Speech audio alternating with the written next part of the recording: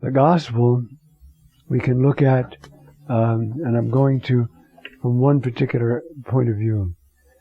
These men, whoever they were, however they got there, were following reason to the best of their ability.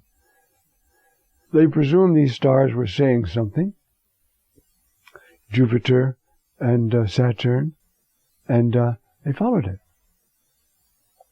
And they, you see, with all the signs, and even the report of these little shepherds down in Bethlehem, which is only 8 miles from Jerusalem, why doesn't anybody else go down there? Why does it take these men coming from wherever they came from to seek? And those who live right down the street don't seek. That could be us, my friends, couldn't it? That could be us. We don't seek.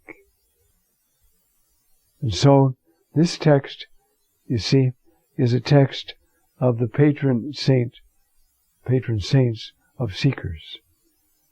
And as I'm going to point out, you see, the mind that continually searches for truth is a blessed mind. If it's willing to set aside whatever. What blocks us most of all from attaining to the truth? Self-interest. We don't want to find out the truth. You know, Augustine says, men love the truth when it enlightens them, but they hate it when it accuses them. You see, the truth. There are some great souls in this world, in every generation, who seek the truth. It's more important than anything else. And these magi are, as it were, their patron saints. And so, we're going to read the text, parts of the text, but I want to talk about what that means for us to be seeking the truth. It means not to be afraid of the truth. But it also means not to over-hastily call something true because it corresponds to our prejudices, our comforts, our safety, or something else. You see? And so, when Jesus was born in Bethlehem of Judea, in the days of King Herod, behold, Magi, these people now, we know a little bit of who they are, from the east arrived, saying, where is the newborn King of the Jews? We saw his star at its rising and have come to do him homage. Whatever this is saying, they have come to pay homage to a king, and everybody else who lives right down the street is not doing anything. You see, the Lord moves us, but we have to move with the movement. And I would say right now, you know, one of the greatest afflictions of our church is complacency. With all the problems starting, you know, wars breaking out, financial problems, fears, and so forth, we just keep on whistling Dixie. You know, we just don't get it. And we don't think finding God in a way that He takes precedence in our life and we follow His direction for our life is the greatest thing that can happen to us. So we're always doing something else, and we're busy. And in our civilization, we can be really busy. When King Herod heard this, he was greatly troubled. I've mentioned before why Herod would be troubled. He killed his wives, he killed his children, because he thought they were trying to take over the kingship. Now here comes this King of the Jews, wherever he is, he's upset. He's paranoid. Assembling the chief priests and the scribes of the people, he inquired of them where the Messiah was to be born. They said to him, in Bethlehem of Judea. For thus it has been written through the prophets, and you, Bethlehem, land of Judah, are by no means least among the rulers of Judah, since from you shall come a ruler who is to shepherd my people Israel. It's going to come from Bethlehem. The shepherds are already talking about him. These things are not happening in a corner.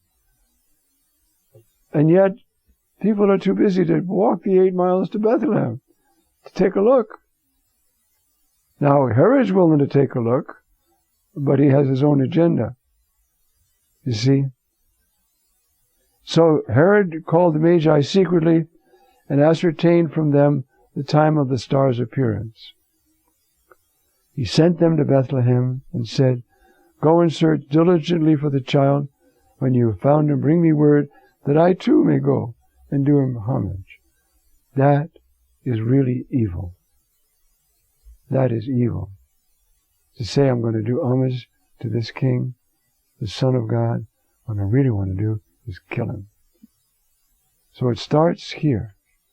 And finally, somebody will kill him because he interferes with their comfort, their rulership. My friends, and this is part of what we hold up to ourselves and to the people on a day like this. Who is willing to search for truth? Who is willing to take time?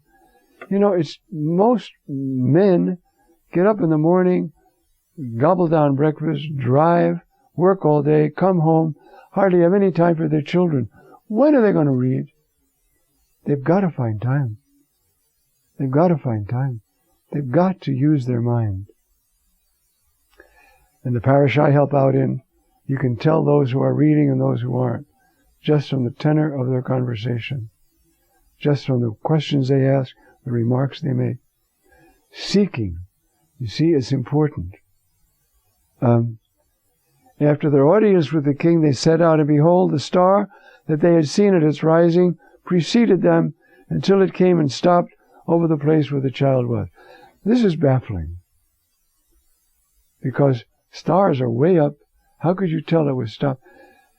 I must say, it's not totally impossible. When I lived in Canada, every night in the winter, the sky was like a huge black velvet, studded with millions of diamonds. Millions. Now, every once in a while, you could sort of make out that one of those diamonds was over such and such. I don't know if that's what happened, or whether what happened. But they are following something, and they are being true to it. Okay?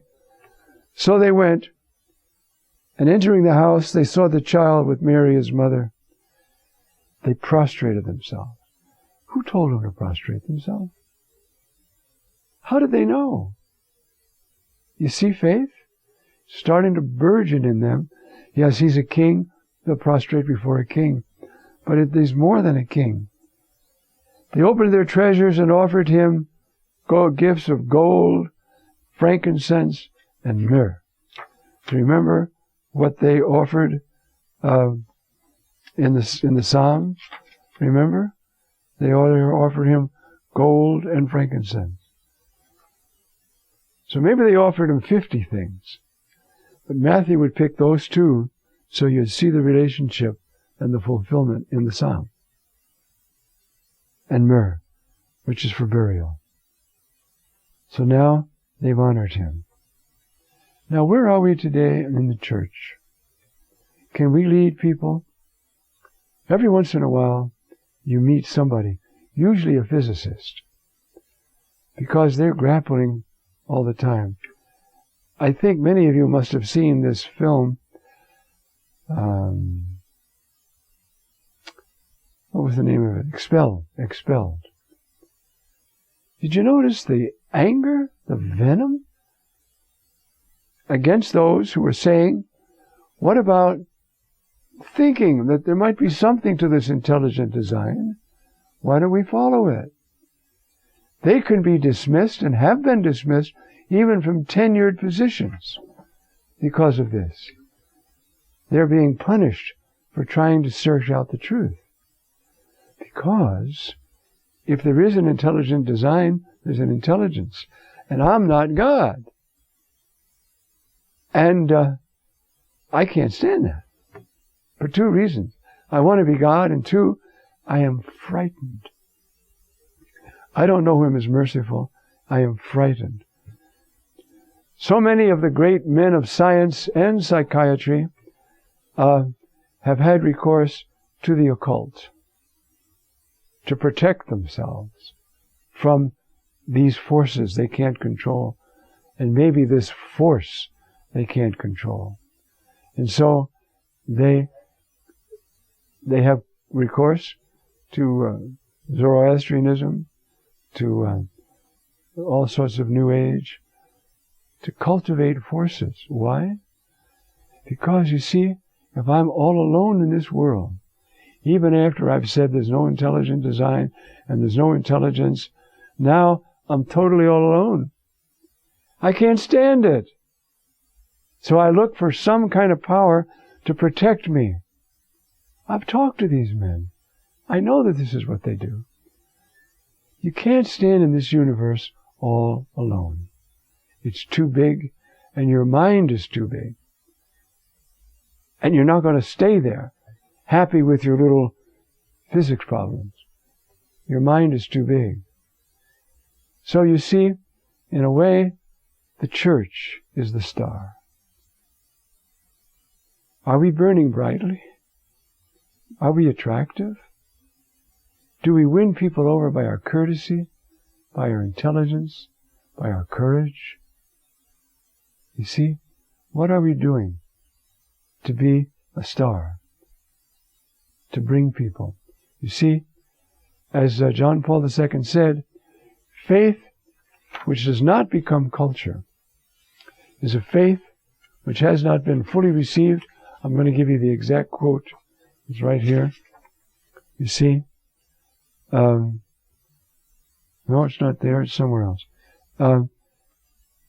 Faith which does not become culture is a faith which has not been fully received, not thoroughly thought through, and not fully lived out. Because a faith which is fully received, thoroughly thought through, and fully lived out is a way of life. It's a culture. It's not an opinion or a worldview. It's a life. And that is the message of this Epiphania, the manifestation of Jesus. I'm going to urge the people to take a minute before they leave the church and beg God for a manifestation. Why not? He wants to let us know Him. We're afraid to find Him, you know. Augustine has another famous remark. Men search for the truth with the fear that they might find it. We have to be courageous. Look for it. A great example in our own day is John Paul II. You know, to be able to do this and to search for this truth like these magi. I think that would be a great way then to gather up the other themes. What is the truth in my family? Where are my children? What are they doing? Do I have authority in their lives? I don't mean power and domination. I mean the authority of love and mutual understanding and respect. Where is the truth in my life? Where is the truth in my spirit? Where is the truth in my family? Where is the truth in my church?